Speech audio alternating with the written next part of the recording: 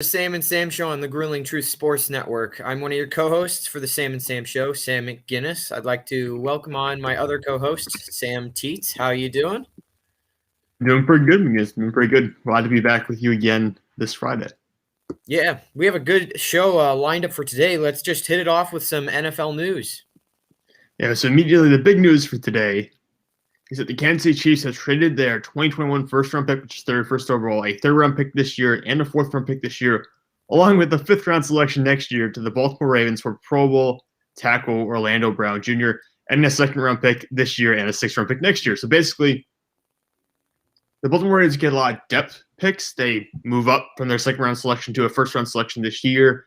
It's not as big of a haul as I would have expected Baltimore to get for a quality Pro Bowl left tackle, but at this point, it's the best you can do. Brown demanded a trade already, and they have Ronnie Stanley coming back to play left tackle for them. He's better than Orlando Brown. He was an All-Pro. Absolutely.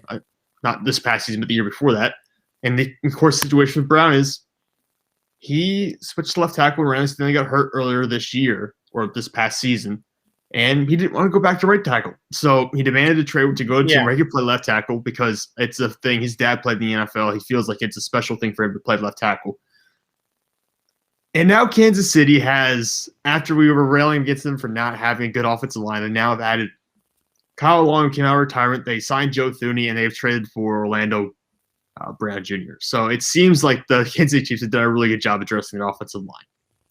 Yeah, they you see, this is the thing, is Kansas City watched the Super Bowl, and they were like, oh, yeah, the reason we lost that was because of our freaking O-line. So now they're obviously trying to address the reason they lost. Because don't let it fool you either, for those of you who are watching today. If the Kansas City Chiefs had no line, there's a decent chance they could have won that game because it's not like Kansas City can't score points. Yeah, the huge thing, of course, in that game is Patrick Mahomes was running for his life. They had the whole game. Tackles. Yeah, the whole game. The whole game. Yeah, they had backup tackles at both spots. And, of course, Mike Remmers was one of the guys. Mike Remmers was the dude who Von Miller and DeMarcus Ware picked on during the Super Bowl where Carolina lost to Denver. So he has a history of this. So they have obviously got rid of – they cut Eric Fish. They cut Mitchell Schwartz. I think Mitchell might have actually been a free agent. I forget if it was a cut or he was already – his contract was expiring. But they got rid of both their tackles who have been Pro Bowlers, who have been – all-pro caliber players, and now they still need one tackle. I don't want Mike Remmers to be my starter next year, so they still might want to try to draft one. They do have Lucas Niang. They still have Lucas Niang, who they drafted, I believe, last year on day 2. So they have some talent there they might be able to develop, and certainly it looks like they're going to go into next year much better than we were anticipating them being at this point. Yeah, and talk about some cap magic. Yeah, I know, seriously. The way it is now, I believe – it went from cap insanity to perfection in like a week. I believe. Well, yeah. I mean, there's just so many different ways you can restructure contracts, and you have void years. There's so many different ways to spread out the cap hits and stuff like that. But how this works right now is Orlando Brown is still on his rookie contract, and Kansas City's prepared to franchise tag him next year because he's going to be a free agent next year. So this is a very risky situation for the Chiefs because they bring him in now, and he could hit free agency next year. Obviously, they'll franchise tag him if they don't agree to a long-term extension before then.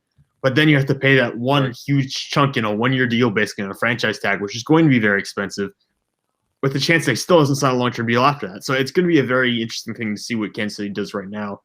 But they're making it very clear. They're not planning on taking a step back next year. They're still going to be competing for a championship. Yeah, and it's crazy. We thought they were going to be screwed at the beginning of this season, so I don't see any reason why they can't surprise us next year when all those contracts come around for that also. Yeah, we'll see. It certainly sounds like they're going to be active, and they have a great head coach and great general manager and a pretty good culture in that locker room. So I think that team, people will want to play. People want to play for a winning football team. That's what I was about to say. Like, who's not going to want to play for Patrick Mahomes, just like who's not going to want to play for Tom Brady? Same mentality. Yeah, exactly. I think you'll find things will work out in Kansas City. I believe things will work out in the short term at the very least, where they will be competitive for the next 4 or 5 years. They will find ways to make this work. But some other NFL. Move on. Yep, some other NFL news. The Lions have had discussions about trading the 7th overall pick in the draft. How do you feel? This ultimately means nothing. See, for me, I get to sit back. I get to sit back as a Lions fan and realize it doesn't matter what the move is. It literally makes zero difference. The best the Lions have been in the past, this century. Ouch. The best they've been in this century is 11-5, and honestly, that was mostly because we had Calvin Johnson and Golden Tate on the same team. So the best we've been is a 500 team. Our moves are not going to matter. I don't know why everybody's so hyped up about this new coach. I'm like, this is what we say every time. I've learned my lesson. 19 years has taught me a thing or two. It doesn't matter. You don't want to go bite some kneecaps, McGinnis? You don't want to go biting kneecaps? See, you know the funniest part about that is you'll find most oftentimes the coaches that are like that are the coaches that are working with pretty much nothing, and that's the only thing they've got. So it's like, oh. Yeah, they got the hoorah, and they try to make these young players work really hard. They're like, you can make it in the NFL. You just got to work really hard. You got to bite kneecaps and just got to battle every week. And sometimes you get some quality wins early on in the rebuilding process. Like, you will have guys who will play very hard for their jobs, but you rarely get those wins once the expectations start rising and they're expecting you to beat good teams. That mentality doesn't always translate past the point of the early rebuilding stages. So I think it's going to be very interesting to see how this all plays out. But I don't know if Dan Campbell, the new head coach for the Detroit Lions, is going to stick around very long. Well, and rough and tough doesn't make you a good coach either. This is similar to the mentality our last coach had. And I'm sitting back here like, not letting up from that could actually alienate some of the players that have wanted out for the past few years. There's a reason we lost Darius Slay. Well, there's a reason you lost a lot of guys. You lost a lot of vets in that locker room. Bunch of guys were cut too. Yeah. It all adds up eventually. All right, let's hit the next one. Yeah, but speaking of the NFL draft, it's less than a week away. It's April 29th, which is not great for me because that means my deadline for all the writing stuff I'm doing right now is less than a week away. Which he's working like a madman, by the way. His articles on all of this are really good. He's going in depth, so y'all ought to check it out. Yeah, I have a new 3-round mock draft I'm working on, and I have a ranking of the top 200 prospects in this year's draft that will be coming out as well. So it's a lot of stuff. It's a lot of content. Make sure you go check it out on thegruelingtruth.com so you can check all that stuff out for the pre-draft process. But again, it's almost coming to a close here. The draft is April 29th, so that will be pretty much the end for our NFL news segment here because we don't really have much to talk about the draft until it actually happens. But we'll transition right now into some NBA news. Anthony Davis is back, McGinnis. He's finally playing basketball again. The Lakers are saved. That's what everyone's thinking now because they're not yet. Anthony Davis had 4 points, I think, in 17 minutes the other night. They still lost to the Dallas Mavericks. So he's rusty. He's rusty. Yeah, he's a little rusty. They're working him back into the rotation, but it was his first game since February 14th, so he's been gone for a long time. Of course, LeBron's still not back yet. We don't have a timetable for LeBron yet. Yeah, that's 2+ months. And that's a great point. He's not playing with LeBron right now, so even if he does return to form, it won't be the same level because he's not working with a player of his par or better than his par in reality. Yeah, and LeBron, obviously the facilitation is a big role with him, so he's obviously the point guard of the offense when he's out there. So the Lakers still a little rusty. They're currently the 5th seed in the Western Conference. I'm going to jump down here a few bullet points, but they're the 5th seed in the Western Conference, so not too great. I think they still don't have to play in the play-in tournament, which is the goal. You don't want to have to play in the play-in tournament for the playoffs this year. That just adds so much unnecessary stress and so many unnecessary games that you don't want to be in. But they are currently the 5th seed. All 3 teams in the NBA with over 40 wins are in the Western Conference. So the fact that they're 5th seed in the Western Conference, it's not necessarily a bad thing considering that obviously it's the best conference in the NBA right now, the 2. And being the 5th seed without having LeBron James and Anthony Davis for, as you said, over 2 months, that's still an accomplishment. Like, that's still something you can be proud of there. And I don't think they'll lose the 5th seed. I think the 5th seed is probably their floor going into the NBA Plus, which is pretty good considering the injuries they've suffered here in the previous months. Oh, 100%. And like you said, the players have something to be proud of. I mean, who else on that team outside of Anthony Davis and LeBron James can really consider themselves a superstar kind of player, and yet they're still pulling wins out of their butt? So, yeah, you ought to be impressed with this team. When you lose your biggest star players and you continue to do well, that's when you should be impressed. Yeah, they had to bring in a lot of new guys like Andre Drummond, who was not part of this roster going into the season, people who are relatively newer to the culture, guys like Dennis Schroeder, who was not there last year. You bring these new players, and they're working their tails off here. Montrezl Harrell, Marcus Gasol, and they're contributing here in these wins. And you're able to hold – if you were able to hold the 5th seed here and you get LeBron back, you might be able to climb back up to the 4th seed. I don't know if it will happen or not. But going to the playoffs as the 5th seed is not the worst thing that could possibly happen. No, and with the kind of roster, if you get healthy, this team can still make a significant run if you're a 5th seed. I mean, heck, they could even do it if they came in from the play-in round. It'd just be harder. Oh, yeah, absolutely, because they're a dominant team. We saw it last year when they went in Orlando. I know people try to discount it as like a Mickey Mouse trophy, but really, that's not the case there. I mean, it's a national championship. It is a championship that is. Yeah, you win like even if it was easier, even if it was, which it wasn't, even if it was, this is still a significantly hard thing to do. And I think it's funny how people think some people just outside of the sports world, I think, just don't understand what really makes winning and losing. Most of the time, for instance, home or away just doesn't matter. I mean, sometimes it does, but most of the time it doesn't. And it's not going to matter if these players are playing in front of people or not. They care, and they're going to care just as much whether the fans are there or not. I mean, they're not there for the fans as much as they might want to tell you that. They're there for the trophy either way. So they're going to be fighting just as hard. There shouldn't be an asterisk next to any trophy in 2020. Speaking of fighting for the trophy, the Warriors are currently the 10th seed, the Western Conference. So I believe that qualifies them for the play. I believe that qualifies them for the play-in tournament. They are trying so hard. Yeah, they really are. I mean, they don't have Klay Thompson this year, obviously, so they're not fully healthy. They lost James Wiseman to an injury, so they are missing some key pieces to their rotation currently.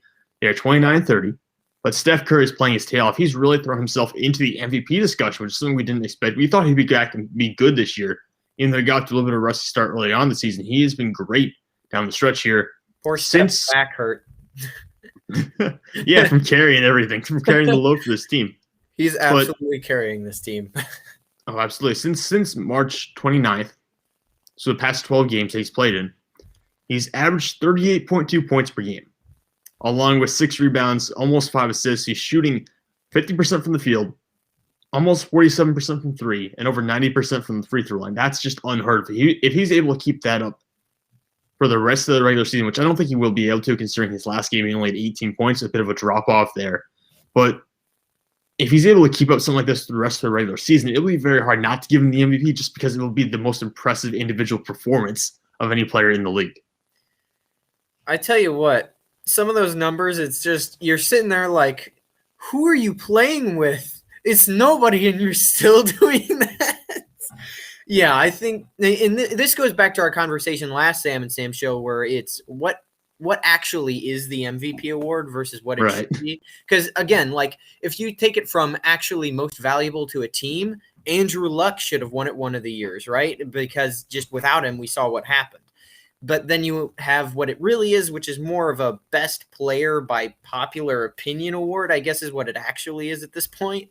So if you had to say most valuable player in the actual sense of the term versus what it is, yeah, he should probably win it if you were talking about today.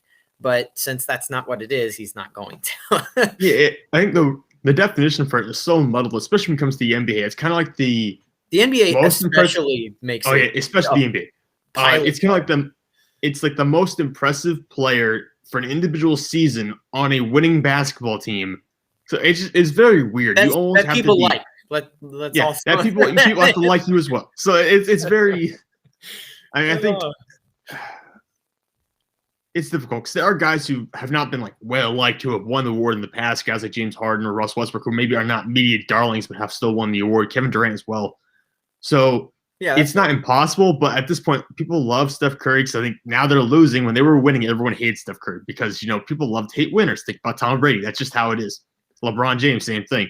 But now they're kind of falling back a little bit. Reasons though. Well, yeah, there are other reasons as well. But I think that it's easy to hate the people you lose to all the time. Oh, yeah. So you want to talk about in division, or in this case, in conference for the NBA. More hate's probably going to be coming from the people they play more often. Yeah. So I do think Steph Curry has to be in that MVP discussion, but I think Nikola Jokic for the Denver Nuggets is still probably the top spot right now for that. I think he probably will hold the MVP award when the regular season's over because of what he means to them when he's on the floor. He's probably the best floor raiser in the game right now, with LeBron sidelined at least. So he'll probably win the MVP award. And just really quickly to finish up our NBA news here, the Nets and the 76ers, as of right now, as I'm looking at the standings right now, are tied at 39-20 atop the Eastern Conference. And the Nets have barely had James Harden, Kevin Durant, and Kyrie Irving on the floor all together at one point in time. So the Nets playing basically banged up almost every night. I think it's going to be very interesting to see how these two teams match up if they meet each other in the playoffs, just because, like I said, The Nets have barely been healthy. They will. Yeah. They're absolutely going to, and I'm calling it now. The Nets are going to get them. Really? All right. Here's the thing. When do you ever trust the process? When is that a thing you should do? Explain that to me. Listen, you do not trust the 76ers to win a championship. I'm on board with you here. You don't trust the 76ers to win it. I agree. I don't know if they'll make it to the third round, though. They'll make it to the third. Yeah. I don't know if it'll be the Nets again, but someone will get them along the way. I can agree with you on that one. Someone's going to get the Philadelphia 76ers. And a quick question, since we were talking about the MVP award, just a kind of a random note. Do you think the MVP award just across the board should include the playoffs and like happen afterwards, or should it just be regular season? Oh, you know what? I was just curious. I like that. I like that. I generally like that idea. I do like the idea because I think that if you did that, it would significantly have changed who won the MVP awards in the past. Like Russell Westbrook would not have won his.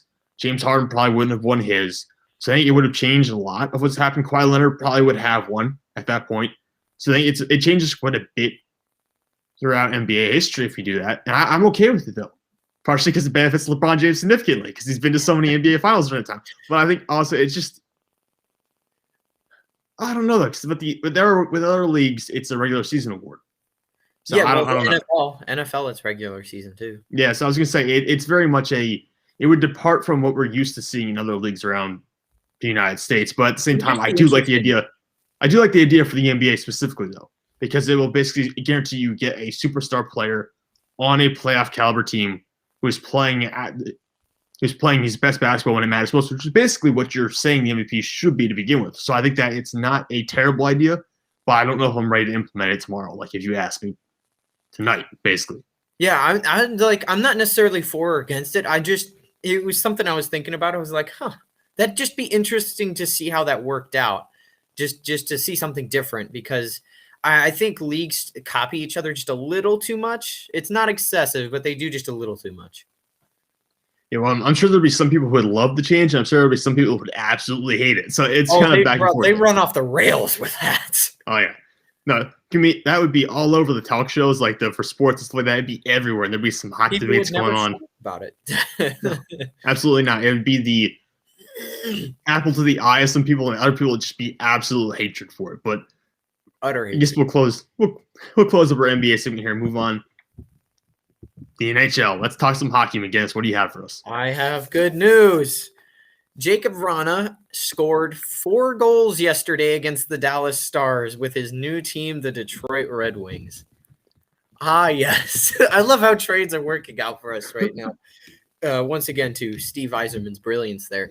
Not to say Mantha has been doing bad for the Capitals. He's been exceptional, but dadgum, 4 goals in a game. He has more points than he does games played at this point because of that. I mean, this trade's already paying early dividends for you guys. And I might have hated on you a little bit, might have downplayed you a little bit last week, but it certainly seems like this just a little bit, McGinnis, just a little prick here and there. But no, you're right. I mean, and it comes against the Lightning, who, if I recall, you're not a big fan of. So, I mean, it makes it even better, right? It was against the Stars. Sorry, my bad. The Stars. I'm remembering the Stars playing the Lightning last year, which is why I mixed the two up. You see, that's something I screwed up. I see it made sense in my brain, but then didn't work out. Richard Panik's been awful, though. So that part of the trade's kind of he's a rental. He'll be gone. Yeah. You won't look at him much longer. It's okay. You can move on from there soon. All right. Let's move on to our next thing, though, because we've got a heck of a one. I want to start with actually the third one on the list here because it's probably should have been first because it's the most important. But Patrick Marleau sets the NHL record, passing Gordie Howe for the most games played. I will say part of the reason for this is, remember, Gordie Howe was a part of a different league during a portion of his career instead of the NHL, so he would have had more games played. But it's still a significant accomplishment on the part of Patrick Marleau. He's been playing since the 1990s. He's been playing, I think, longer than Tom Brady. I'm going to look at Tom Brady. I'm pretty sure. Oh, he's absolutely been playing longer than Tom Brady. Oh, yeah. Tom Brady started in 2000, so he's been going. I believe Patrick Marleau started in 1997, if that puts it in perspective. Yeah, exactly. I think Peyton Manning might have started the same year. I'm looking just to try to get a comparison for football He has started fans. 1,768 games, not including games he's played since he's broke the record just a few days ago, but that was the record. Yeah, so he came into the NHL 1 year before Peyton Manning entered the NFL. That's how long he's been playing. He's still playing. Yeah, he's still playing. He is 41 years old. McGinnis, 41. I can't imagine doing almost anything at a high level at 41 years old. I recognize it probably sounds bad, but that's because I'm 22 years old. So I can't possibly. I mean, you're doubling my age basically to get to that point. So, but yeah, and think about this. It's crazy. He's been in the league longer. This should tell you how young he came into the league, because he's younger than Tom Brady, but he's been playing more years in the NHL than Tom Brady has been playing in the NFL. Yeah, he's been playing at a high level for a long time. I mean, even going back to his rookie year, he had 32 points in his rookie year, 13 goals, 19 assists. So he's been doing this for a long time and doing it at a very high level for a long time. It's an unbelievable accomplishment. It's a lot of games, man.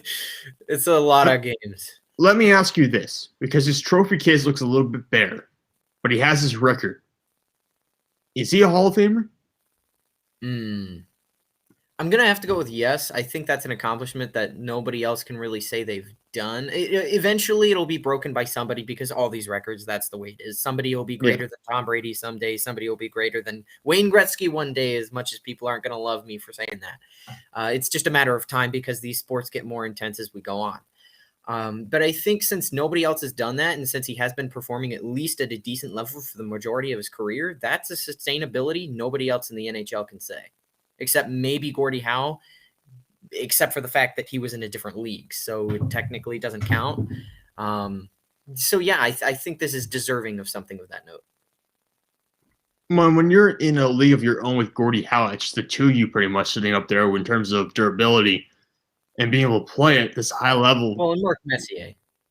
No, yeah. So you throw in 3 or 4 people, McGinnis, but at the same point, it's still an elite club. And that's probably what the argument is. Now, of course, the situation will be, did he have a high enough peak during his career to qualify for the Hall of Fame and stuff like that? But it's going to be a good debate, though, at some point. It will be an interesting debate. It reminds me a little bit of the Julian Edelman debate, which, you see, I feel like it's almost sad, because they should almost have a separate Hall of Fame for playoffs, because if there were, he'd definitely be in, but like regular season wasn't his thing. So that's just a side interesting note debate. I don't know what to do with that one. Yeah, we don't have to make that decision, so it doesn't really matter. But no, we don't. News, yeah, it looks like Stars, who you mentioned a little earlier, there might be battling their way back, trying to get into the playoffs here. Yeah, absolutely. So despite the fact that they just lost to the Red Wings 7-3, which I thought was the most hilarious thing I've seen, because the Red Wings should never be allowed to score that many goals in a game. But yeah, they are 2 points away from taking the 4th spot. For those of you who are wondering, 2 points is 1 game won. And they've played less games than the Nashville Predators, who currently hold that spot. So yeah, unless they screw it up, if they play even 500 or slightly above, they could take that spot and enter the playoffs and play the Hurricanes or the Panthers or the Lightning, depending on who ends up there. Yeah, and they've actually played the least number of games of any team in the Central Division right now at 46. So they certainly have a really good chance of getting there. The Predators are up at 48 right now. And I remember it being a storyline earlier in the year, because the Stars came out and they were bad at the very start of this year. They were bad. And of course, this is a team that. This was the same thing that was last year, by the way. Granted, for not as much time did they stall out, but they sucked for like the first 2-3 months of the year, and then came back and just were blistering fire after that. Now, that's not the case this year. This year, they're just trying to survive to get to the playoffs at all. But yeah, it's an interesting thing the Stars have been doing. And if it does denote last year, the Stars can beat anybody. I don't know why anybody would bash on the Stars. These are the teams they had to beat to get there. Calgary Flames. Okay, whatever. It's the Calgary Flames. They suck. The Colorado Avalanche, the Stanley Cup heavy favorite, Colorado Avalanche, yes, they beat them in 7 games. They also beat another heavy cup favorite in the Vegas Golden Knights in the 3rd round. And then they pushed the Tampa Bay Lightning to 6 games. This team can beat anybody. It don't matter who they're playing in the 1st round. That was terrible English, but I don't care. It don't matter. It don't matter. But yeah, they can beat anybody. So as long as they get to the playoffs, there's a shot for them. Yeah, I was going to say the same thing. I mean, it really doesn't matter what you did at the start of the regular season as long as you get to the playoffs and then get hot from Especially in there. the NHL. Especially in the NHL. Well, also other sports like the NBA, the same thing pretty much. As long as you get hot towards the end of the season, you're fine. So I think that's how it is right now. And if you're just Dallas Stars, you just need to get in there and drink whatever juice you drank last year. I mean, do the same thing you did last year, just to get back there and try to put up another battle for the Stanley Cup. I mean, Tampa Bay Lightning beat them last year. They said 4-2. And of course, that's a disappointing end to the season. But the fact that you even got that far and now you're starting to turn things around again late in the year this year, you have to feel like confidence rising in the locker room right now.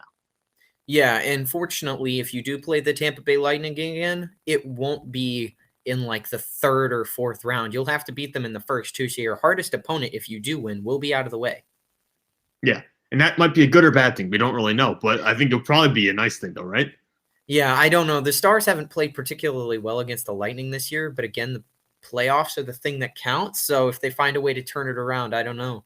But on another note, since we were talking about the Avalanche and Vegas Golden Knights a little earlier, those are the first two teams to officially clinch their spots in the playoffs. Not the division yet, but they've clinched their spots in the playoffs. Yeah, and of course, they're both in the Western Division right now. They both have clinched their spots. So let me ask you this. They both in the same division have already clinched their playoff spots. Is this a situation where the Avalanche have only played 44 games? So is this a division being weaker or stronger than every other division right now? I mean, what's going on in the Western Division where two teams are already in the playoffs? It's a combination of the division sucking and them being really, really good. I'll tell you what. The debate there's this huge debate about whether the Vegas Golden Knights or Colorado Avalanche are better. I don't believe they faced off in a series yet. Yeah, no, they haven't. So that could very well happen this year. It's going to be a great series. 6-7 games is what it's going to be if they get there, because it'll be a second round series if they got there too. So that's a little bit extra. But man, the Golden Knights, in just my opinion, are more complete. You see, with the Avalanche, people get caught up in the whole Nathan McGinnis stuff, and I get that. The Avalanche have more star players than the Golden Knights do. Golden Knights still have star players, but the Avalanche have more of them, and people gotta get caught up in the Nathan McKinnon, Gabriel Landeskog stuff. And I just think the Golden Knights are a more complete team. And there's a reason they clinched the playoff spot first before the Avs. But you think if it comes down to it, if these two teams have to face off, you're going to go with the Golden Knights then? If I had to guess, it would be Golden Knights in 7 games.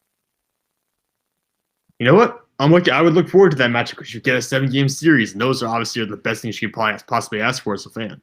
It would be the best talent-to-talent or team-to-team matchup you could hope for in the playoffs.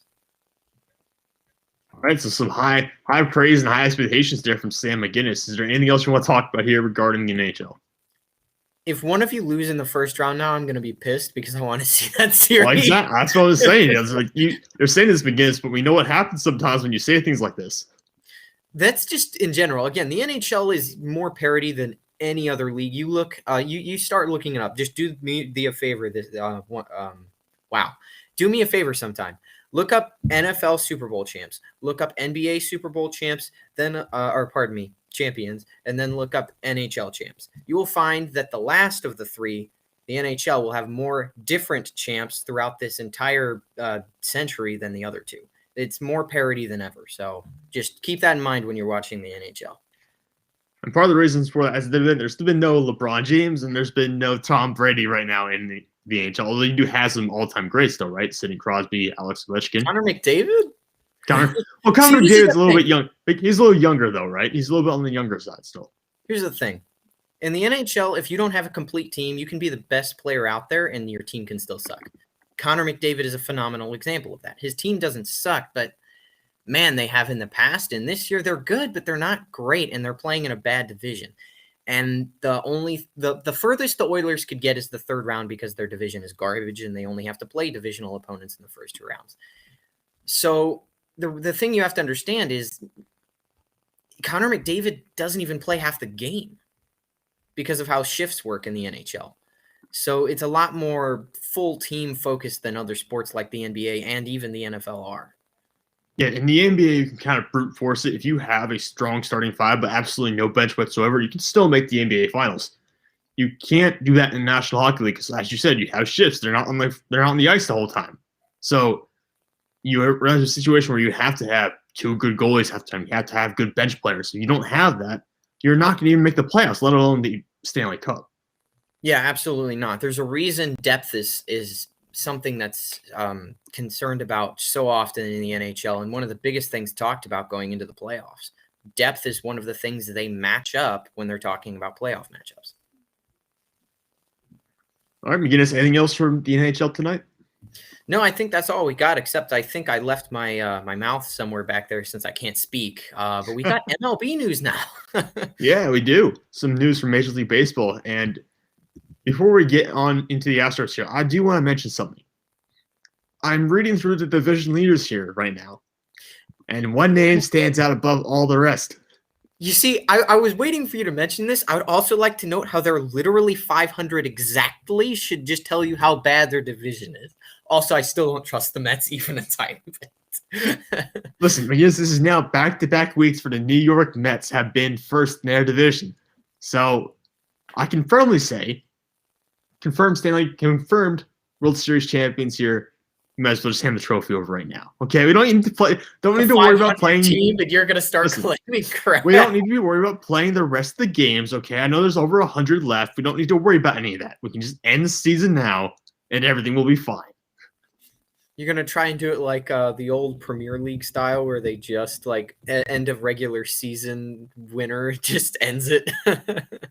Yeah, cuts it short, and that's it. I'm fine with that, to be honest, though, because I don't really know how it's going to go in terms of some of the slumps our guys have been having. I mean, you talked about the division strength. The NL East is not looking so great right now compared to some of the other teams out there. I mean, it's deep, but at the same point, every team has a major flaw in there. Yeah, right. Some of the other teams are certainly much better, especially teams like the Dodgers, who are 14-5, and of course, the Red Sox. The Yankees have been horrible, by the way. I know the Yankees, for a fact, have been absolutely horrible.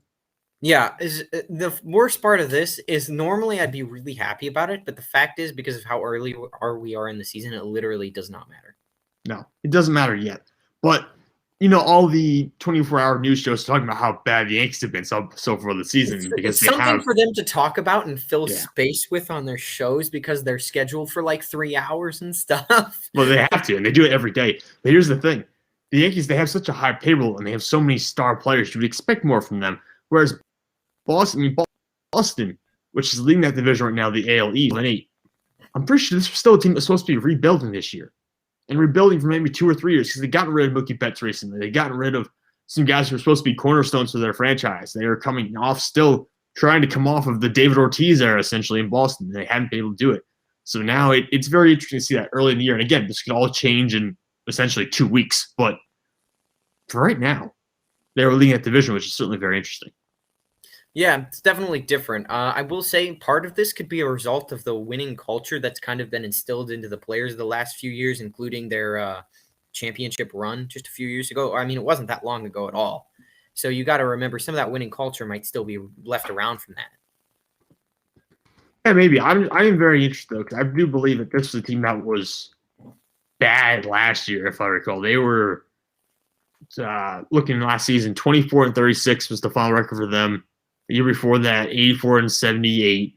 So they've been struggling for quite a while. Of course, 2018 was when they won the World Series, but coming off of that, they really had hit the reset button. They had changed managers a few times. So it's been a bit of a roller coaster, I guess, for Boston the past couple of years. But we're interested in seeing if they are able to hold on to this division, especially, like I said, with the Yankees not being that good and some of the other teams, like the Orioles, I don't really trust this year. The Rays I could see being competitive, but yeah, really, I thought this was going to be not Boston. I thought it was going to be the New York Yankees and Tampa Bay Rays competing for this division title right now. It hasn't been that so far. Yeah, again, though, could change. It's the MLB. You got enough games that it just doesn't matter, so keep that in mind. But yeah, it is interesting right now. Can you have marked down the Astros in particular are on a little bit of a skid right now? Yeah, this was, I think, one of the weirdest things because I know a lot of people had interesting takes on the Astros this year. I personally expected better from them, and they just started dropping into oblivion for a period of time there, and it's kind of concerning. Yeah, I do think they lost a bunch of talent pieces from last year, if I recall right. They have some guys who have left the team. or new places. So They got drop swept was by the Tigers. They got swept by Tigers in the series. That's all I need to say for there to be an issue. It's the Tigers, dude. You need to be better than that. Yeah, there have been. They certainly have fallen off a little bit here, and I think there are a lot of people in the baseball world who probably are not upset by this, considering some of the maybe controversial things the Houston Astros did to win a few World Series. So I think there's. If several teams are doing it, tell me which. The real question needs to become: are there any teams that aren't? Yeah, you should be that's a fair thing. You should be mad at the league, not the individual players. No, I agree. The league front office did a very good job of infuriating fans as it was. So don't worry. I think the league itself and the commissioner did a very good job of taking some of the heat off the Astros by being equally as infuriating throughout the entire process. So, booing league commissioners will never not be a thing, by the way. Please continue. I think the only one who can sometimes escape it is Adam Silver for the NBA. I don't know that much about the National Hockey League, admittedly. That's probably my least knowledgeable sport of the four main ones here in the United States. It's not like oh crap, name just left me, but it's not like the NFL commissioner.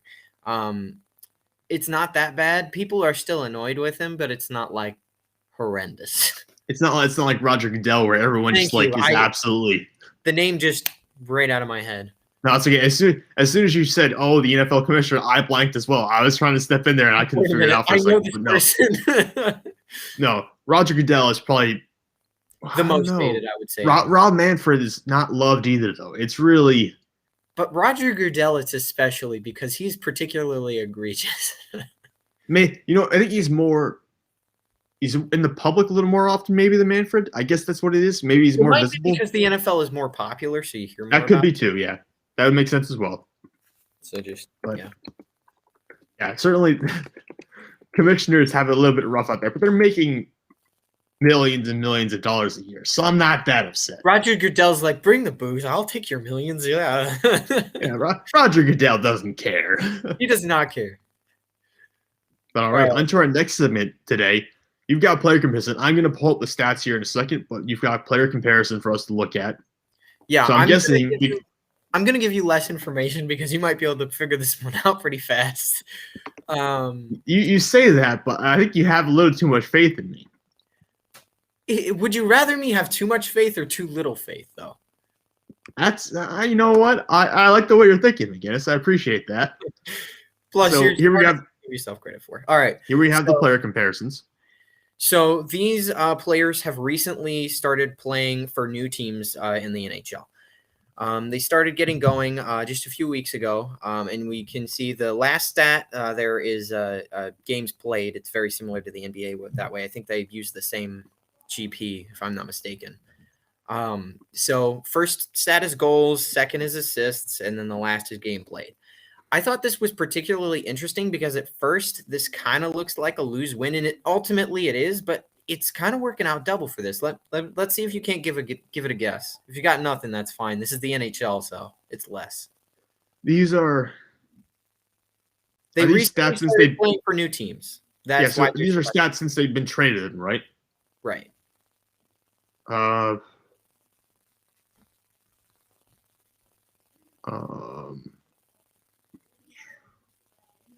right, so the one we already mentioned this show. It's Jacob Vrana, right? The top one. There you go. So the top one is Jacob Vrana. So the bottom one's got to be. I can't remember the name again. The names are so much harder. Anthony Mantha, which is funny because Anthony Mantha has actually increased in production also since he's left Detroit. Both these people have increased production since leaving their former teams. Yeah, I remember you compared the two last week. You said Vrana was kind of a younger version that's a little bit better maybe than Mantha, but so what Vrana is a different playing style. Mantha kind of uses his size. Vrana is more of a speed guy. So because you got to remember Mantha's like 6'5". He's huge. Okay. So he uses himself kind of differently than Vrana would. So Vrana typically scores more goals, or at his peak he does. But overall, Mantha gets more points. I would say Mantha traditionally is overall the better player, but that could potentially change depending on how we continue to see Vrana scoring. Well, Vrana is also younger. I mean, he's only 25 years old. And also, it's a little bit of the situation you're in, right? I mean, if you're in the right team, the right situation, your play will improve and your stats will improve. Yeah, and fun fact, Vrana was put on the top line the night he scored 4 goals, and they were without their captain, Dylan Larkin, captaining that line. So he was working with less and doing more. Yeah, that's certainly the storyline for you to keep an eye on as a Detroit fan. And this rebuild. Vrana could be a big part of the rebuild. I don't like how Richard Panik is. Remember, he scored, I think, 1 point in 5 games. This is atrocious. But Vrana could be a part of the stable. Yeah, so it sounds like you're well on your way to a 3 or 4 year rebuild there, and we'll check back in 3 or 4 years, and I'll check back in 2025 and see if it worked out or not. But we're better than a few teams now. We're better than the Blue Jackets too, which is never a thing I thought I would say at the beginning of this season. Hey, you know what? The little things, McGinnis, the little victories. You just start by being better than a few teams, and then you'll move on from there. You're better than Are they better than the Devils this year? They have to be, right? Than who? The Devils. They have to have a better record. Record, I think the Devils actually have us. I would say overall they're actually a better team. The only teams I could significantly affirmatively say we are better than right now are probably the Senators, maybe the Ducks, and the Blue Jackets. Sabres? And the Sabres. Yeah, I was going to say Sabres have been bad. Sabres, I think, are worse than the Devils right now. And Devils. The Sabres are by far the worst team in the NHL. It's not even it's what we were last year, but even worse, which is a huge accomplishment, by the way. Like we were significantly worse than all the other teams. Like we were horrendous, and they managed to be even worse than that. All new levels of tanking, basically. But well, I don't even know if they're doing it on purpose. They might just be losing by accident, which is worse. Oh my goodness! Just trade Jack Eichel already. Get him out of there. Let him live. But I think you have some grueling truths for us. Yeah, on to a little bit of a new segment here. I didn't load it up this week because there's really not a ton of news. But I'm going to go start with this. And this is a little bit similar to a question I'm going to be asking you in our next segment. But I have the Kansas City Chiefs aren't going anywhere anytime soon. They're going to win their division again, the AFC West, and they're going to at least get to the second round of the playoffs. Right. I think that's probably a good mark to have for Kansas City, at least the second round. I thought for a minute when I originally saw this question, I thought the way you were spinning it was that they weren't going to do anything. This makes a lot more sense. No, considering right, listen, that would have been like insanely difficult for me to spin that and pull that one off. Yeah, no, it was just the way it was worded. I thought you were coming at it from that angle, and I was like, what are you thinking? But now that you've said it that way, yeah, that makes a lot more sense. Honestly, I would say they've still got to step up even on Buffalo, just because I think Patrick Mahomes is definitely the better quarterback than Josh Allen, unless Josh Allen continues to grow. If he's at his peak now, I think we can say Patrick Mahomes is better. But if he's not at his peak, we could have a whole new discussion. If he continues growing, it will be like phenomenal levels of growth. Like he already had a historic, probably the biggest historic jump from one season to next last year. So if he continues improving off of that, it'd be insane. Buffalo probably would top Kansas City in that situation. Yeah. But for right now, I agree with you. I think Kansas City still has a little bit of a leg up over Buffalo. But we'll see. Maybe the NFL draft changes that. But for now, I think the Chiefs, as long as you have Tyreek Hill, Travis Kelce, and Patrick Mahomes on offense, I think you have to put that trio first. And I think the funniest part here is I think this is the best shot we have at a rematch of a Super Bowl in the past, 10 years? And this time, the Kansas City Chiefs could actually win because they have offensive line now. Yeah, they actually. Let's all get injured like in the third round or something, and we'll just watch Tom Brady win another Super Bowl because why not? Yeah, of course. But, it's incredible how quickly they've turned this narrative around from a team that was desperately in need of just to replace everything on the offensive line. And now they have 3 or 4 quality starters now. Yeah, and having absolutely no cap room to do it with, and all of a sudden you've got 3 or 4 legitimate offensive linemen. Yeah, it's a fantastic way they've done that. That's why Kansas City's front office is one of the best in the NFL right now. But speaking of the NFL, another goal interest I have here, the NFL draft.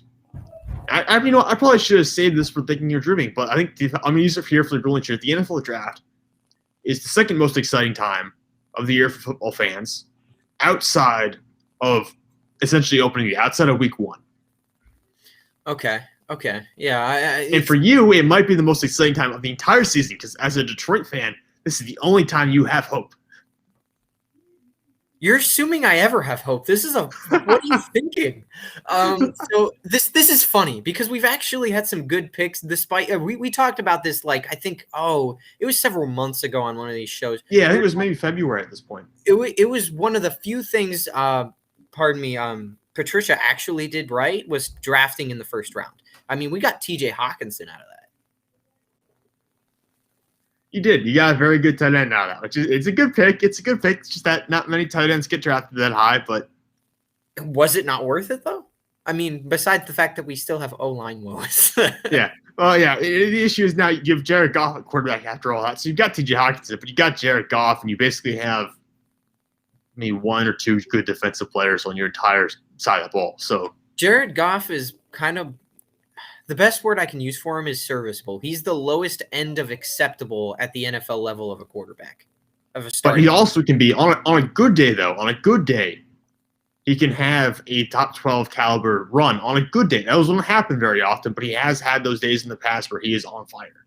But that's not going to happen under the Lions organization. This is what you have to understand. We're going to get the serviceable or worse version of Goff the entire season, just because nobody's going to know how to use him. This draft had better darn be about getting him weapons, because if you don't, you've instantly screwed him, and I cannot blame him for a darn thing that happens during the season. Or what if they've already made the decision that they're going to lose this year and try to get like the first overall pick next year, in which case it might be a predetermined outcome here, McGinnis. It might not matter what they do in the draft. See, if that's the truth, here's what will happen. We'll draft some superstar, waste their career, and they'll retire early. No, nothing new. Barry Sanders, Calvin Johnson. Might as well throw a third name in there and make it a trio. Well, it should have been Matthew Stafford, but instead of retiring, he was just like, nah, I'm done. Get me to another team. Yeah. He did what Calvin Johnson and Barry Sanders probably should have done. He just respectfully asked to leave and no longer be a part of anything related to Detroit. I am not affiliated with you, which is funny because he really loves the city, which I understand, having grown up in the area. The city itself is awesome, but the teams, man, somebody needs to fix those. Yeah, that could do with some reworking. It's not just in the NFL, obviously. But those are my only 2 going truths of the week. I didn't really stack it up too much. Like I said, there was not a ton of stuff to go off of. But we do have Thinking or Dreaming. Basically, this is a weekly segment where we throw out 2 statements apiece, and to the other person, is this thinking? Is this logical? Does it make sense? Or is it absolutely dreaming? Is this just something you've created in your mind that doesn't really make sense whatsoever? We'll figure it out here. And I think you went first last week. So I'm going to give you one of mine here to start off. All right, here we go. The Kansas City Chiefs should be the favorites to win this season's Super Bowl. That's tough. So I'm going to it's the understanding of the other team in the NFC. Just the understanding of Tom Brady there. So this is hard. So the 2 favorites I would say are the Kansas City Chiefs and the Buccaneers. Because it's harder to go back to back, you could favor the Chiefs more, but at the same time, I think the Buccaneers are still a more complete team, especially on defense. So I think at the end of the day, this is thinking in a sense and dreaming in a sense. If you're talking about a number 1 team, then no. If you're talking about one of the top 2 and definitely should be a clear front runner for it, then absolutely. Well, let me ask you this, Miguel. What's more likely, Tampa Bay Buccaneers winning back-to-back Super Bowls or the Kansas City Chiefs going to 3 Super Bowls in a row? Which one is more likely? I think, funny enough, it's actually KC going to 3 in a row. You'll note this. The only reason they haven't gone 3 in a row now is because of one dude being offsides once at the wrong time. That's true. That's true. I'll give you that. They absolutely should already have done that. So tell me why they won't. Like this team, I'm telling you, they're the new Patriots, because the Tampa Bay Buccaneers thing is going to be short-lived because Tom Brady will retire in the next few years. This is going to be a short little spurt.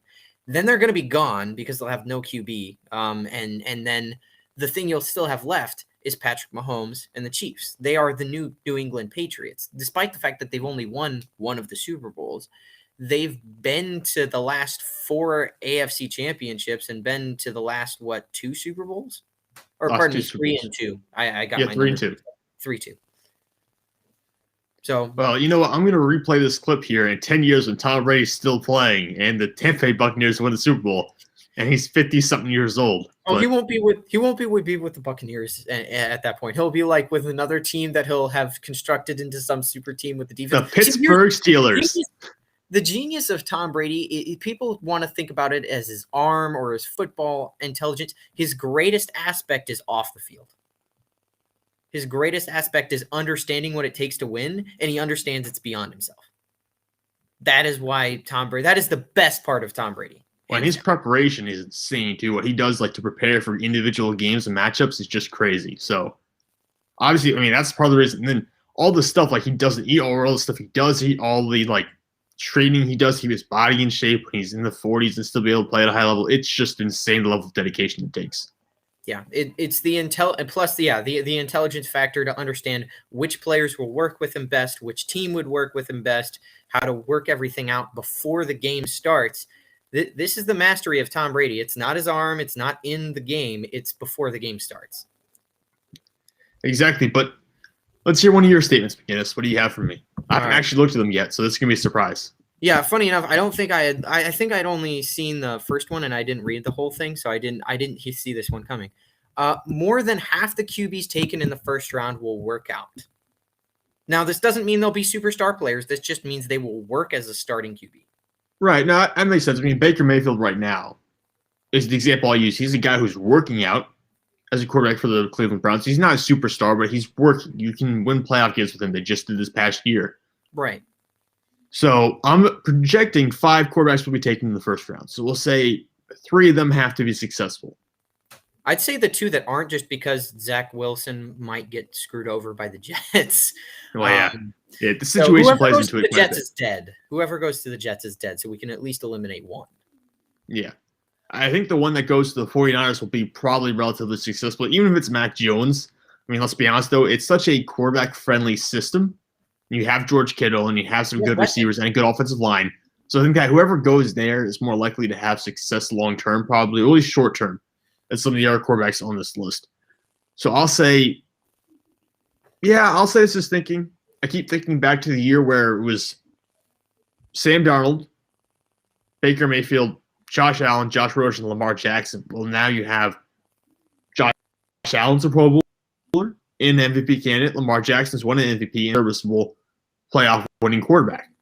And Sam Darnold is now on a new team, and Josh Rosen is a backup somewhere deep on Tampa Bay's roster, maybe, or San Francisco. I forget which team he's on even now at this point. But 3 of the 5 worked out. I think you'll see a similar thing this year, where probably 3 of the 5 are going to work. Yeah, so there are really only 2 things that can keep you from working out, I think, as a QB in the current NFL system. It's going to the wrong team or not being a super high-end talent. The only reason Trevor Lawrence is going to work out is because his talent is through the roof. Anybody that goes to the Jets, even if it was Trevor Lawrence, are going to be ruined forever. Sam Darnold being the case, or at least ruined while they're on that team. So those are the things that get in the way of QBs, I think, the most. Yeah, I think it's definitely a lot of the situation. If you change a guy's offensive coordinator too early, or if he's on, he has to deal with maybe 2 or 3 coaching staffs early in his career. Those kind of stuff. That's kind of stuff can really fluster a quarterback who's, and let's be honest, they're 20, 21 years old. I mean, they're younger than I am at this point. I'm 22. Most of these guys who are going into the draft, they're my age or younger. So it's going to be very interesting to see how some of those guys handle the pressure and also how they might handle some of the turbulence that could occur early in their careers. But, all right, let's hear your second. Yeah. So here, this one's specifically draft related. It's a little bit of draft philosophy. Trading back, this can relate to Detroit, by the way. Trading back and accumulating more draft picks is a better strategy than taking the best player available if you don't need a quarterback. Could you say that one more time? I think I got a little caught up there. That's fine. Trading back, so if you're at 7, you're Detroit, trading back and accumulating more draft picks is a better strategy than taking the best player available if you're not taking a quarterback. So this is very hit or miss. So I'm this is the similar thing with yours, because let's say the player turns out to be Calvin Johnson, and I think we've seen a lot of players, especially defensive linemen, all of a sudden turn into absolute stars in the NFL level just because they were the best player available, and that's what the team took. But at the same time, you get a lot of these guys in the second and third rounds that are kind of overlooked by a lot of fans that turn out to be really good as well. So I'm going to say this isn't really thinking or dreaming. It's a new take to a concept.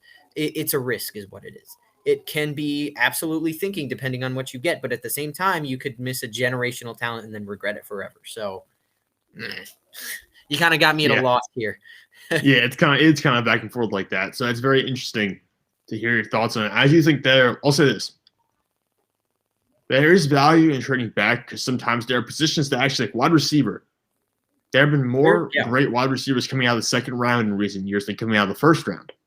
But at the same time, think about like offensive linemen. I'm pretty sure the first round you have better hits on offensive linemen than you do in the second or third round. So there are situations like that where really the draft in itself is just one giant gamble. It's a lottery system. You really don't know what you're going to get with these guys. You have educated guesses. There are almost no guarantees. So yeah. It's just really, it is, like you said, it's a gamble. It's all a gamble to see how it plays out, which is part of the reason why it's so addictive and so fun to think about. Okay. This is related to more of our draft questions, including my last one. But we talked about how QBs are going to work out. We thought, most of them were going to work out above 500. But I'm going to say in the order that they work out by talent level is going to be Trevor Lawrence and then Justin Fields. 1 and 2. I will. Yeah, this is thinking. I'll say it's thinking because I believe Trevor Lawrence is the best quarterback in this draft class. I don't think it's close. I think Trevor Lawrence is the best one in this draft class. He's going to Jacksonville, which has a lot of draft picks. They could really help out the offensive line. They have a 1,000-yard rusher at running back. And they have some weapons at pass catcher. Some, not many, but they have some. My mock drafts have Justin Fields going third to the San Francisco 49ers. Remember, that was the system I said anyone's going to have success in. So if Justin Fields goes third to the 49ers, where he might not have to play right away because they have Jimmy Garoppolo, where he's going to have a good offensive line, a good scheme, good wide receivers, I agree with you. Because Zach Wilson, who might be the second best quarterback in this draft, I have him as number 2, is going to New York. And we've talked about this before. Screwed. New York steals your soul. There's nothing left. There's a reason Sam Darnold was seeing ghosts. Yeah. Well, it's also like maybe they finally have stability in New York. So they've hired Robert Saleh to be the head coach. So they're bringing in a lot of new things. But it's New York. We've seen this before. We've seen defensive-minded head coaches go to New York before and not necessarily stick around in the long run. So it's a situation where we have to kind of be patient, kind of watch. But certainly the 49ers are a better team, a better offense than the New York Jets right now. Trevor Lawrence is just so good, I don't think it will matter where he goes. He'll still be successful. So I think that number 2 quarterback, whether it's Zach Wilson or Justin Fields, whoever goes to the Jets is probably going to be at a disadvantage compared to whoever goes to the 49ers. And, of course, everyone's at a disadvantage compared to Trevor Lawrence. Yep. I think that pretty much covers it. Unless Trevor Lawrence were to go to the Jets, I think is the only way he could end up being not successful. Basically, going to the Jets is just a way to cancel the early stages of your career until you end up somewhere else. Yeah, if Zach Wilson were smart, he'd do something dumb just to get himself later in the draft. Yeah. I mean, who knows? But getting to that New York market, though, that's awesome opportunity for marketing campaigns and stuff like that. You make a lot of money. Ask Eli Manning. I think Eli Manning made more money off sponsorship deals in New York than he did actually on his playing contract. Giants are not the same team as the Jets. Do not affiliate those two teams. I guess, but I think it's going to wrap up our show for tonight. Yeah, I think that's all we got. It was a good show. It feels like it's been so long since we've done this, even though it was only last week. Maybe because it was the week before that we had the cancellation. It just threw me off. But yeah, it was a really good show. We had a lot of good sports news today. Yeah, if you want to see more shows, they're all backlogged on the Gruel and Truth Facebook page. You can go check out some of our previous episodes if you want to. And a reminder, we are live every Friday at 9:30 to do the Sam and Sam Show, where we cover all kinds of sports and all kinds of sports news, where it's Major League Baseball, the NHL, NFL draft, certainly the NBA. We cover all of it, ladies and gentlemen. So thank you all for tuning in tonight. We really do appreciate your continued support and viewership. And before we go, McGinnis, where can we find you on Twitter? Okay, you can find me at SamuelMCG22. Mostly I do NHL stuff there because I'm the NHL guy as a whole. If you're looking for kind of a new sport to get into, I would suggest the NHL. It's faster paced than I'd say just about anything.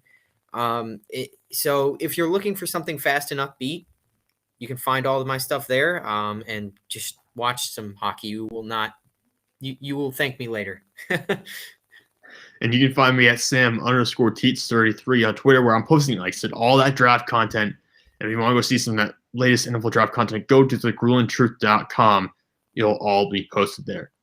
But for now, ladies and gentlemen, thank you for tuning in. We will see you all next Friday, 9:30, again every week. Thank you. Have a good night.